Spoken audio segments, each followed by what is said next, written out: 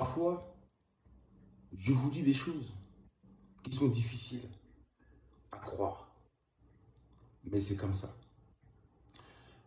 Et dire que le grand événement mondial tant attendu, au plus tard 2030, écoutez bien, est un événement qui sera, écoutez bien, aussi provoqué par une seule personne. Cette personne qu'Emmanuel Macron avait nommée la bête de l'événement. Car s'il y a un événement, forcément, il y a la bête de l'événement. Et cette personne qu'Emmanuel Macron a nommée la bête de l'événement, c'est Simon Kimbangu. C'est Simon Kimbangu dans sa seconde venue, actuellement en tant que roi divin. Lui, Horus, le grand pharaon civilisateur, le grand civilisateur. Si nous sommes en train d'entrer dans le nouveau monde, comme je vous ai dit, l'entrée dans le nouveau monde, forcément, le grand civilisateur est obligé d'être là. Forcément, à ce moment-là précis. Puisque quand le monde se sera complètement nettoyé, purifié, et que les 2 tiers de la planète auront disparu, forcément, c'est à ce moment-là que le grand civilisateur va rentrer en action. Pour commencer, un nouveau monde, une nouvelle civilisation, très avancée.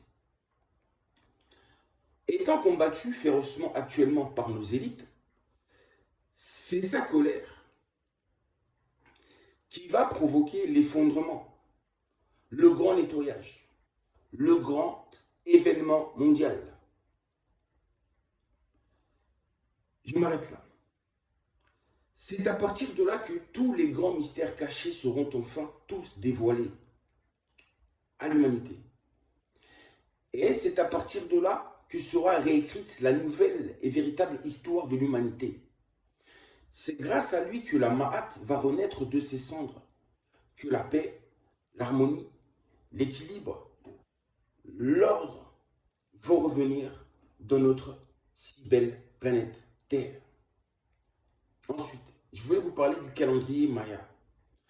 Beaucoup de gens n'ont pas compris le calendrier Maya. Lorsque le calendrier Maya parlait de l'année 2012, certains ont cru qu'il parlait de la fin du monde. Non. En réalité, selon le calendrier Maya, 2012 annonçait le début d'un cycle. Oui, un cycle de transition. C'est en 2012 que le monde a commencé à faire sa transition pour aller vers le nouveau monde dont je vous parle. 2012, c'était un nouvel alignement planétaire qui commençait à se mettre en place. Et pour que cet alignement planétaire soit total, complet, la date limite, en réalité, c'est 2030. Selon les recherches qu'ils avaient faites. Oui, ce Français-là, il s'appelle Picard. C'est Picard qui avait parlé de ça. Qu'en 72, ils avaient donné des informations à l'ordinateur et lui ont demandé une question à ce sujet. Et l'ordinateur avait répondu 2030. Le calendrier Maya, c'est exactement la même chose. La limite, c'est 2030. En réalité, c'est une transition spirituelle mondiale. Une transition vers le nouveau monde. C'est la transition, la transformation du monde, excusez-moi plutôt, la transition, la transformation de notre monde avait déjà commencé en 2012, conformément au calendrier Maya. Beaucoup, malheureusement, comme je l'ai dit, par ignorance, ont cru que c'était la fin du monde, alors que c'était le commencement de la transition.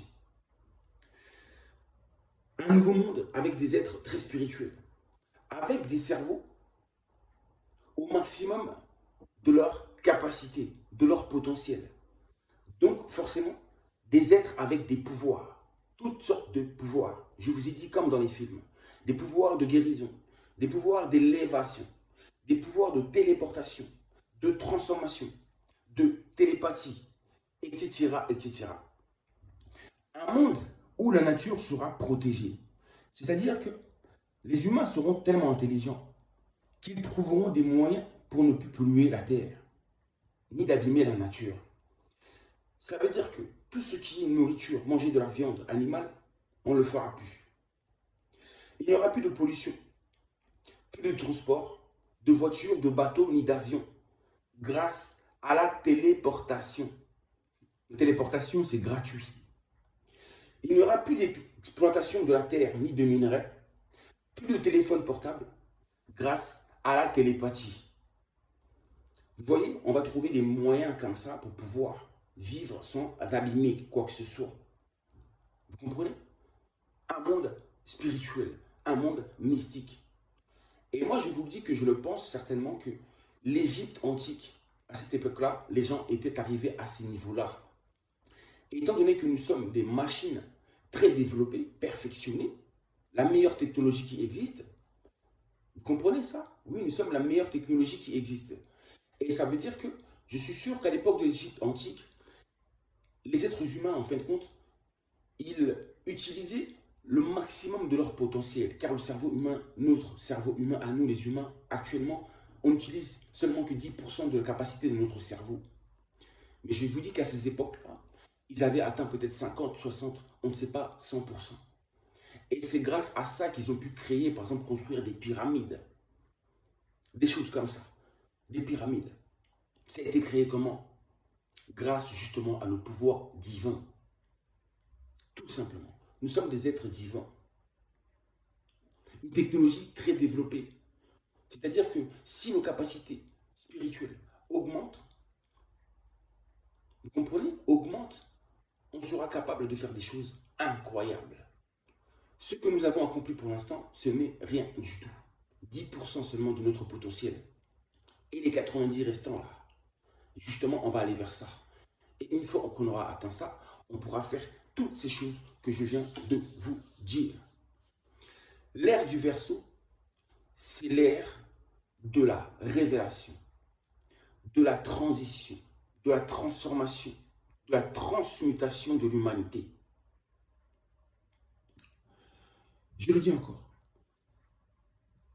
on doit devenir des êtres plus conscients, plus éveillés, plus intelligents, plus spirituels, plus accomplis, plus divins, plus créateurs, plus puissants, voire même, pour certains, immortels et éternels. Car nous possédons en nous des anticorps. On n'a pas besoin de nous injecter des anticorps, car on possède déjà les anticorps les plus perfectionnés. Nous sommes la technologie la plus avancée, la plus développée. Vous comprenez ça? Voilà, nous possédons déjà des anticorps extraordinaires qu'on n'imagine pas, contre les maladies, le vieillissement, y compris la mort. Ça va vous dépasser, mais c'est la vérité. Nos cellules, nos neurones peuvent se renouveler éternellement, à condition de connaître et de maîtriser ce mécanisme intérieur. Vivre aussi longtemps que des arbres, vivre aussi longtemps que les pierres. Les pierres ont toujours été là, elles ne bougent pas, elles seront toujours là. Parce que tout ce qui nous entoure en réalité, ce sont des circuits électriques. Les arbres, la nature, les animaux, des vrais circuits électriques. Il en est de même pour les pierres, qui possèdent en eux un circuit électrique. Vous comprenez ou pas? Et c'est grâce à leur circuit très spécial que les pierres demeurent toujours. Et nous avons ces capacités en nous. On a beaucoup de choses à développer. On a encore beaucoup de choses à apprendre. Et c'est vers là que nous allons. La transition, cette transition-là. La date limite, c'est 2030. Mais ça peut arriver avant. Je vous dis à très bientôt. Je n'ai rien oublié. C'est parfait.